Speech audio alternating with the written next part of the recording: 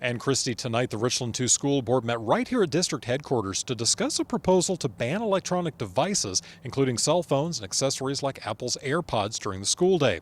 Now, this is all to ensure that the school district is in compliance with the state device ban that was enacted earlier this year and ties district funding to that ban. So our policy is changing because of the proviso that was put in place during the legislative session. And that proviso requires that students cannot have electronic devices that connect to Wi-Fi from the first bell of the day to the end of the day.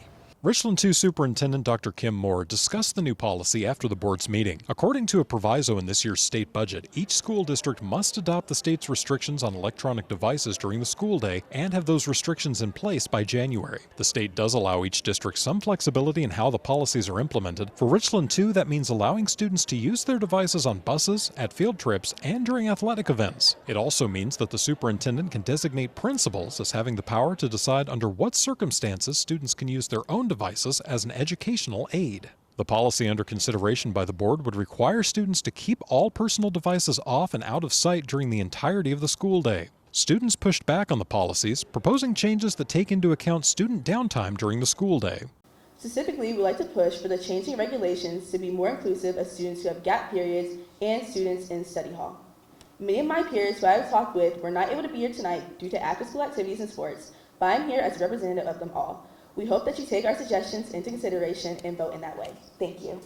Jordan Benjamin spoke on behalf of her fellow students. She said they are not in favor of a device-free day. We reached out on social media for viewers' thoughts on the device ban, and you didn't disappoint. Victor Green says no phones during school hours. For emergencies, parents can contact the school or the teacher. Donna Jean says she doesn't see how limiting devices would improve safety in the classroom. She suggested more focus be put on developing a plan to eliminate school shootings. And Marianne Haynes Adams says her daughter attends a private school with a strict no-phone policy, and she likes it. She says there are phones in the classroom for the teacher and that students can pull out their phones during an emergency. And tonight was the first reading of this new proposal. Now, the Richland 2 School District will vote on whether or not to approve this policy at their next school board meeting. That takes place on November 15th here at district headquarters, and that meeting is scheduled to start at 4:30 p.m. In Richland County, Chris English, News 19, WLTX.